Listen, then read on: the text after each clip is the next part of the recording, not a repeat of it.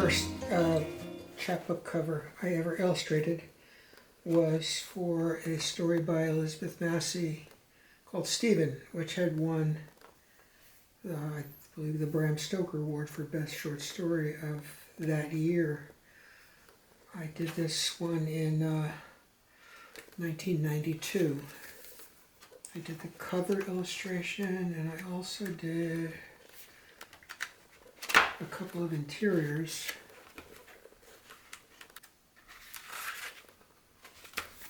And if memory serves, I got paid $5 for that work.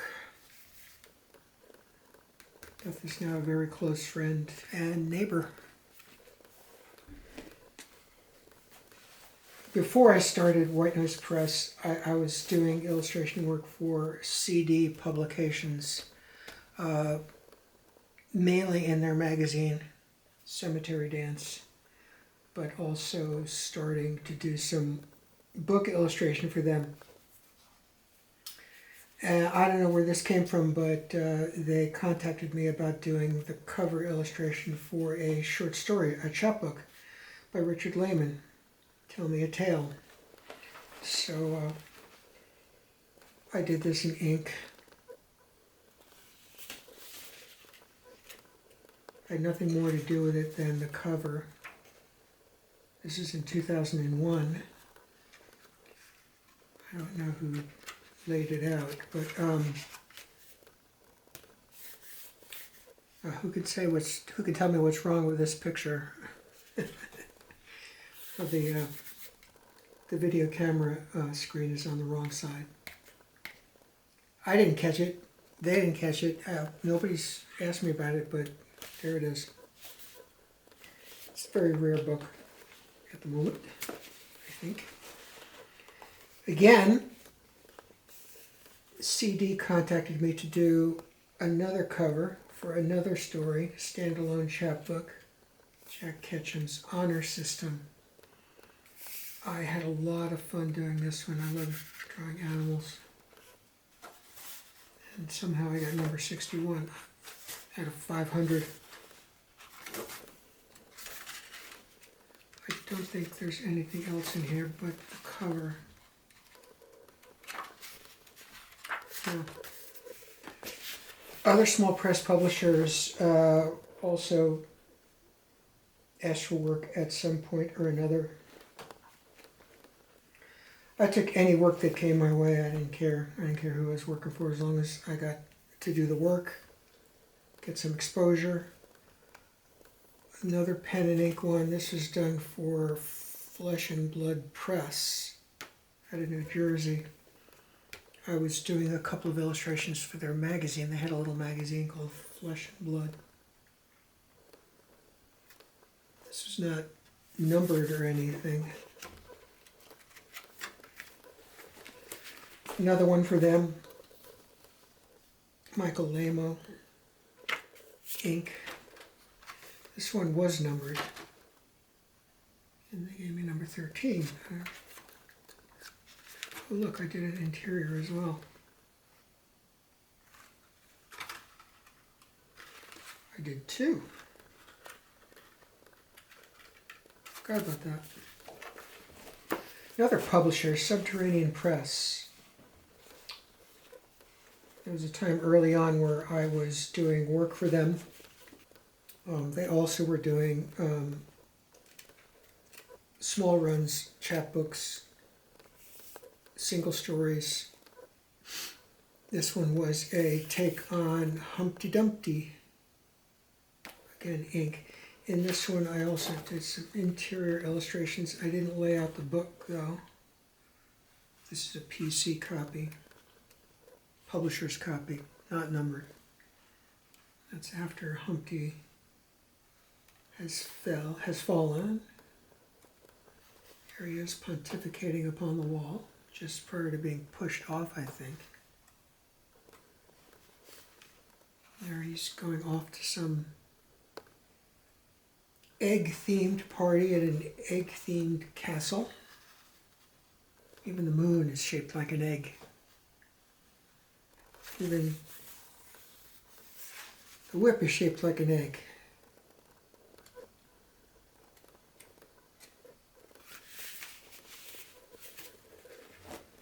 Another one for Subterranean. I got to design the entire cover. I did the typography. Didn't do the interiors though. Big one. Big long story.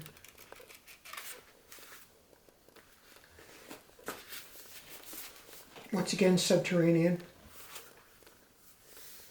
I was asked if I could draw a rhinoceros, and I said, sure, why not? This is a rhinoceros in an office setting, wandering among the cubicles. I guess that's Neil Barrett's signature. No number on it, so I'm guessing this is a PC copy.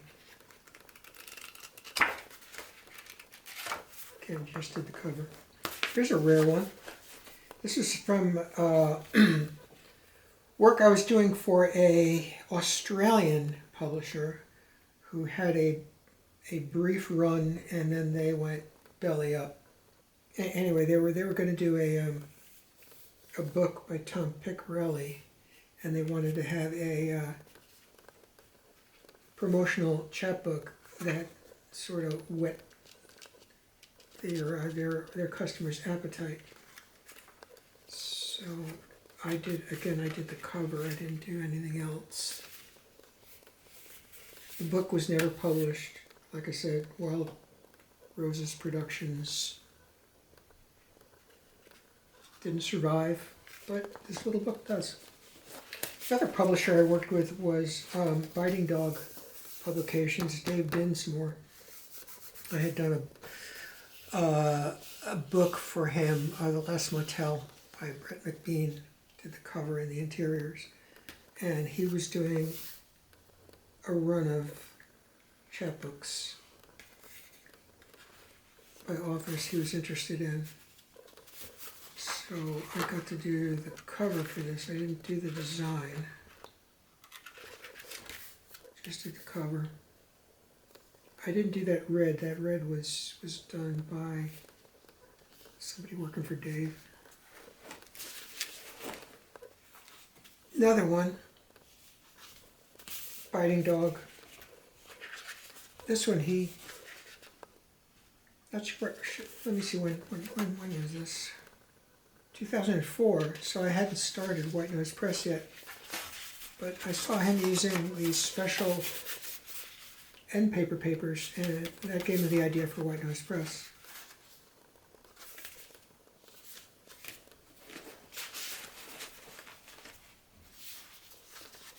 Another one for Biting Dog. This, I can state with complete certainty, is the only illustration I ever did involving zombies. Everything else I ever did in all my years of illustrating horror, I was proud to be zombie-free, except for this.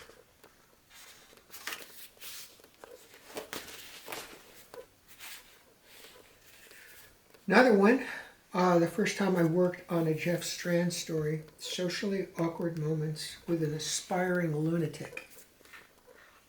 That's my son, pen and ink.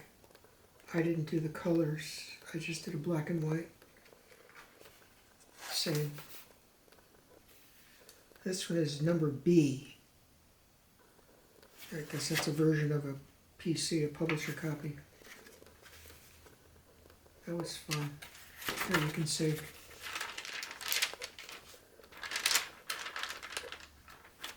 Nice. Let's see, Subterranean Press again. I was contacted by Rich Chismore, actually.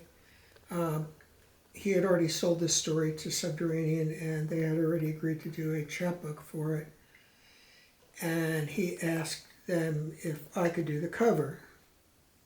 So I did. This is all hand-lettered, all of it. That's typography, but this was hand-lettered. Again, I just did the cover. That part. had nothing to do with the rest of it. PC copy 250. Signed by the usual suspects.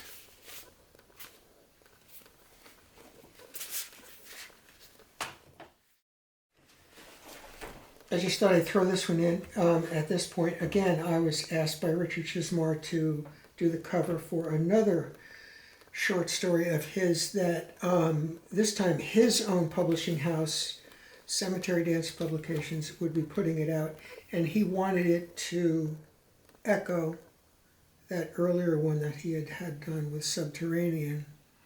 So again, I hand lettered it. As you can see, 925 copies of this were made exclusively for a collector's club that they had gone. I did not do anything more than the cover.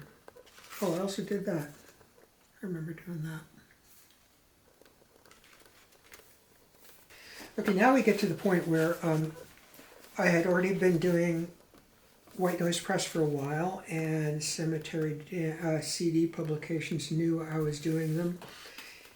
And they decided at some point they wanted to do a line of chapbooks on a regular basis, and they decided to approach me to see whether I could not only do the cover, but also lay out the entire chap like I was doing with my own White Noise Press chaps. So we came to a business agreement. So I designed the cover. I also laid out the interiors for these. At first I thought I was going to be given free rein, but I quickly found out that CD wasn't really interested in layout that was a little bit too out there. They wanted a more traditional layout, so this just became kind of like grunt work for me. Tanglewood, cover, interiors, Overton Bridge, Vincent, same deal. 4 stories, a thick one. But again, all I did was very minimal work for these. They finally agreed to let me do these colophons, which I'm very fond of.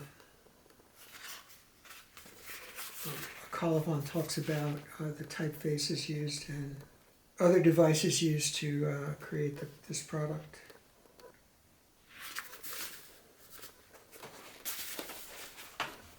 I really wasn't too happy with this cover that I did for this Sarah Langan story, but I remember meeting her at Nikon, I forget which one, and she complimented me on it. She said she really liked it, which was a relief. You always want your clients to like what you do.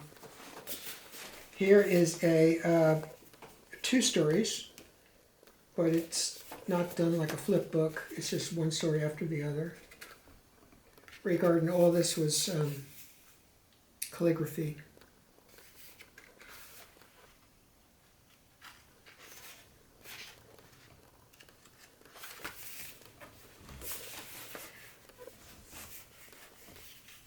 Again, just to cover that. Everything else is boring. Daddy's Girl, I always like this drawing. To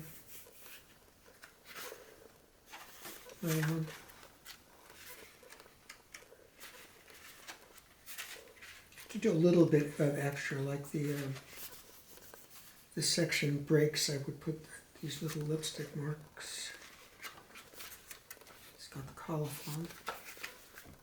2009. I was no longer doing White Noise Press at the time, so I was just doing these.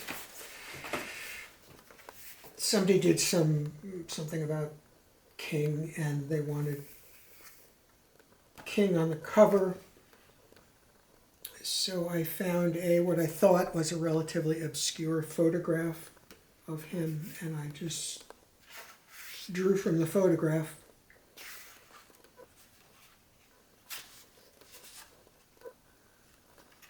(2010).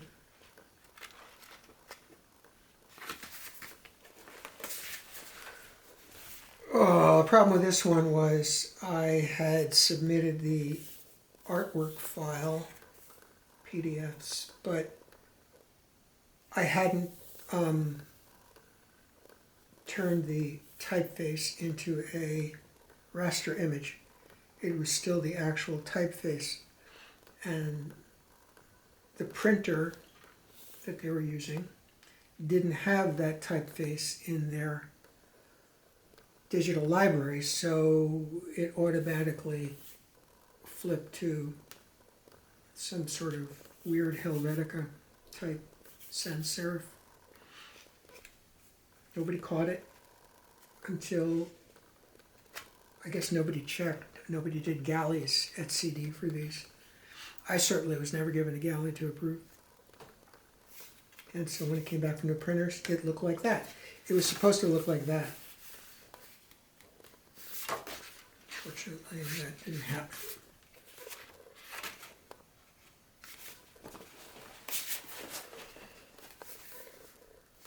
Now here's the actual flip book we did. Rick, the late great Rick Hodela and Gary Bronbeck. Portrait of me, why not?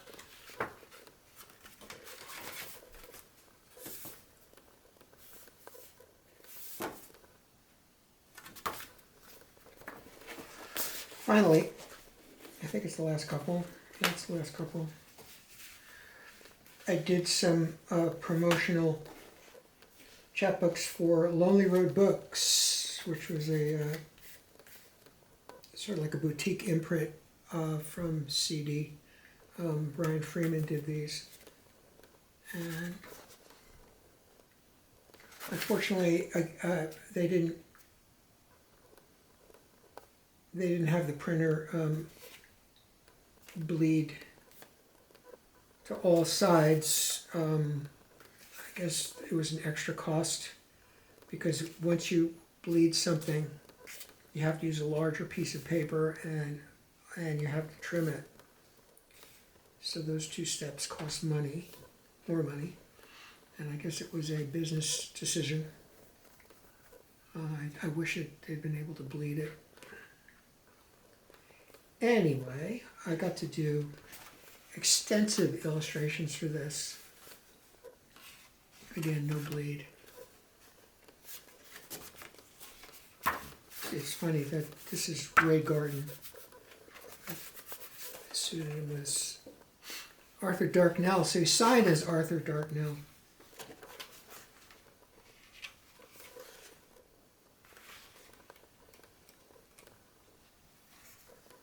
There's a guy at the bar eyeing a certain young lady who's about ready to fall off her bar stool. Gee, I wonder why the men's room sign is hanging over her head. Huh. The last one I did for them was for a story that was published in the magazine, but they also decided to do a fancy schmancy chapbook. And the fun I had was drawing the creature from the Black Lagoon. They were just Halloween masks. A lot of interior illustrations again. Just one other one. Yeah.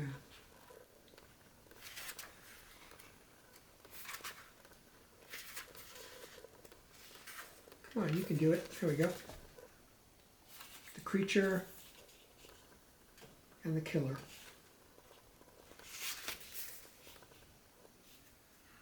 I like the fact that they use two colors for the cover. Anybody know Andrew Wyeth's work? You'll see. This will be recognizable to you. He did a large square format egg temper painting called Off at Sea, and I was riffing on that. Finally, we have this Island Funeral by me.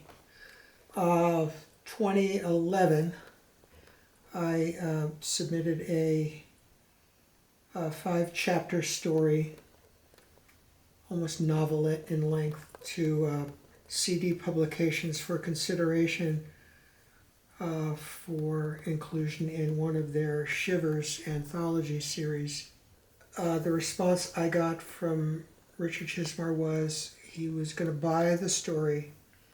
It was too long, he said, for Shivers, too long for the magazine, CD, Cemetery Dance magazine, but he would figure out some other way to use it. It ended up becoming a chapbook original. I was asked if I wanted to do the cover illustrations and to design the book, the chapbook, and I said, yeah, I'll design it. I said, but I'd much rather you hire someone like Steve Gilbert's to do the cover illustration, cover painting. So they did. But I got to do the design of it. It was funny. The text is set in Book Antiqua and Minion Pro. Yeah, there's actually a typeface family called Minion, which is this